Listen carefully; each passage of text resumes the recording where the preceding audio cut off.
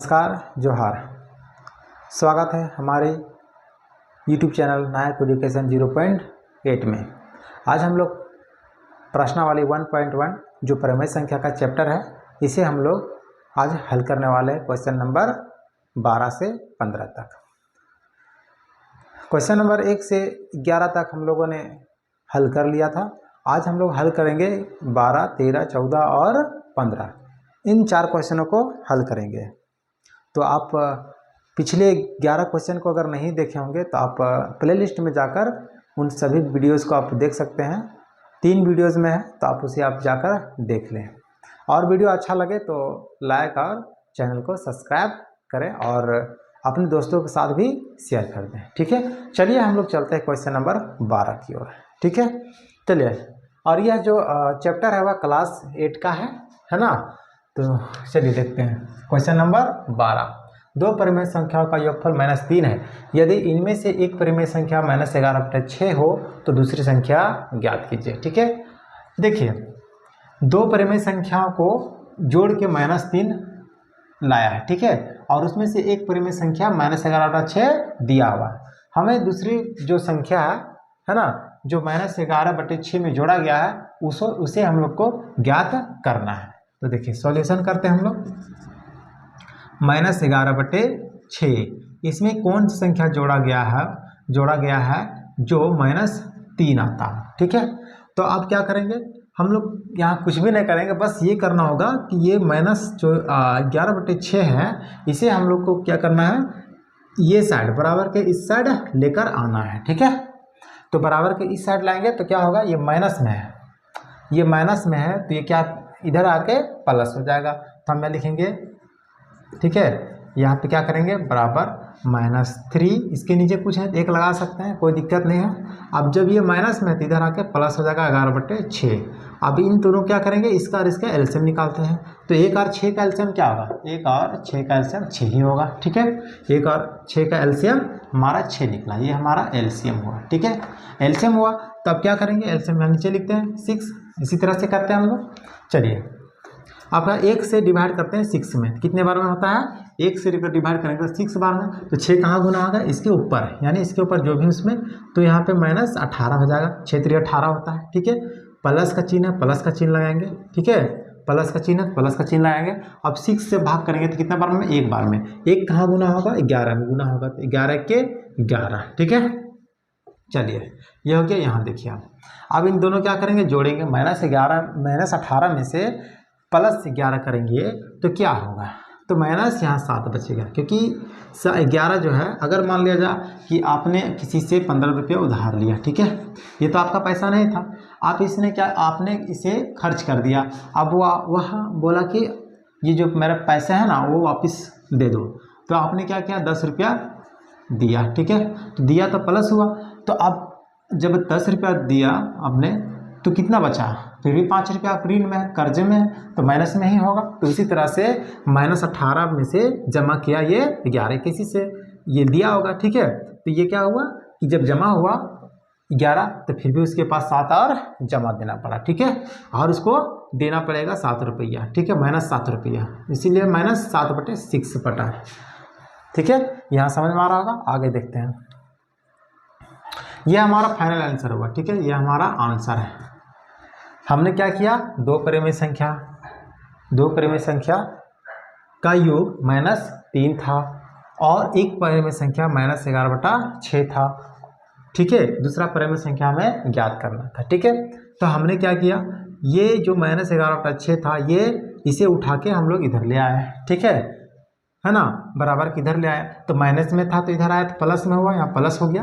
अब क्या किए, ये भिन्न का जोड़ हो गया। ठीक है, अब यहाँ पे भिन्न का जोड़ किए, जोड़ करने कैसे किया जाता है, ये पिछले वीडियो में हम लोगों ने पढ़ा था।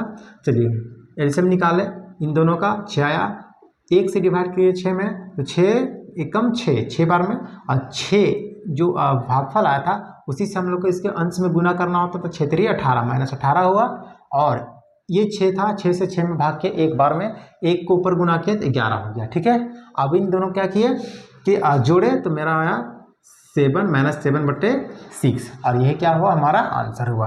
क्वेश्चन नंबर 13 देखते हैं। -1 में क्या जोड़ा जाए कि 7/6 5 प्राप्त हो जाए। तो इसी तरह से सेम ऐसे ही करना है, कोई अंतर नहीं है इस क्वेश्चन और इस क्वेश्चन में। तो माइनस में 1 में से क्या जोड़ेंगे, जो हमारा 5/7/5 प्राप्त हो जाए। ठीक है, फिर इसी तरह से बॉक्स रखेंगे कि 1 उठा के हम इधर ले आएंगे। ठीक है, 7/5 तो माइनस में तो इधर आकर प्लस हो जाएगा। ठीक है ना।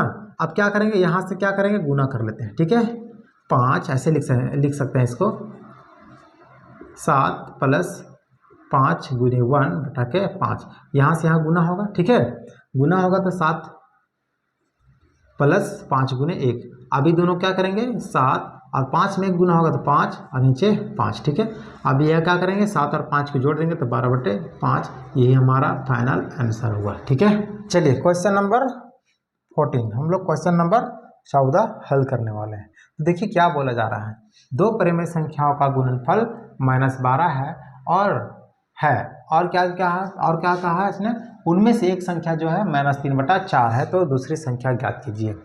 फटाफट इसको भी सॉल्व कर लेते हैं। क्वेश्चन पहले समझ लेते हैं। दो परिमेय संख्याओं का गुणनफल, दो परिमेय संख्या है और दोनों को गुणा करने पर -12 आया है, लेकिन उनमें से जो दोनों में से एक का दिया हुआ है -3/4, तो हम लोग यहाँ लिखते हैं -3/4, एक तो दिया हुआ है, दूसरा यहाँ पे नहीं दिया हुआ है, और इसका गुणनफल जो है वो -12 है। ठीक है, देखिए क्वेश्चन समझ में आ रहा होगा कि दो परिमेय संख्याओं का गुणनफल -12 है, उनमें से एक संख्या दिया हुआ था ये, है ना, हमें ये संख्या निकालना है, दूसरा संख्या। ठीक है, दूसरा संख्या ज्ञात करना है। तो हम क्या करेंगे, देखिए ये माइनस और ये माइनस काट सकते हैं बराबर में। ठीक है, ये भी कर सकते हैं कि 3 से ये 12 को काट सकते हैं, 3 × 3 = 12, 4 बार में कट गया। अब यहाँ लिखेंगे बॉक्स, ठीक है, बराबर यहाँ आया हमारा 4।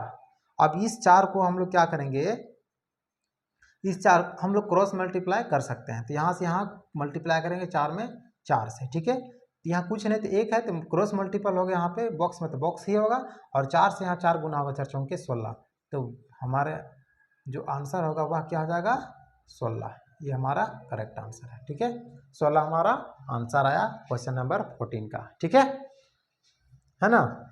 चलिए आगे चलते हैं, क्वेश्चन नंबर 15।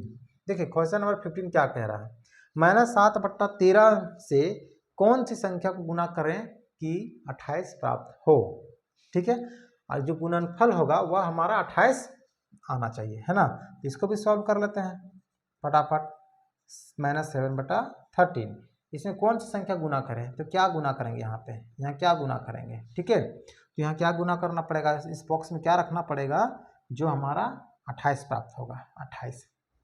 ठीक है, चलिए क्या करेंगे अब, तो हम क्या कर सकते हैं, इस 7 से इस 7 में, ठीक है, भाग दे सकते हैं। ठीक है, तो 7 से अगर भाग देंगे तो 7 × 28, 7 × 7, 7 × 28। ठीक है, 4 आया, यहाँ बचेगा कितना हमारा 1/13, कितना बचा 1/13 गुना बॉक्स बराबर 4। ठीक है, अब क्या कर सकते हैं हम लोग,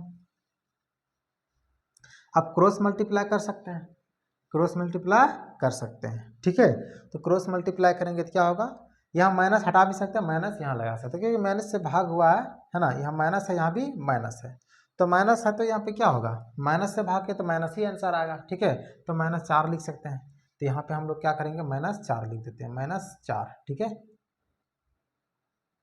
ये रहा -4। ठीक है, अब हम लोग क्या क्रॉस मल्टीप्लाई करेंगे, यहाँ कुछ नहीं तो एक तिरछा तिरछे से गुना कर लेंगे, है ना, तिरछा तिरछी गुना कर लेते हैं, तो गुना करेंगे तो क्या आएगा हमारा आंसर, बराबर -4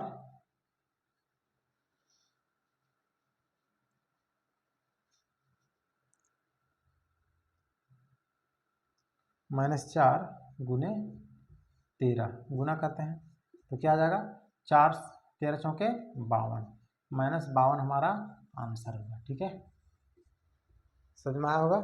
चलिए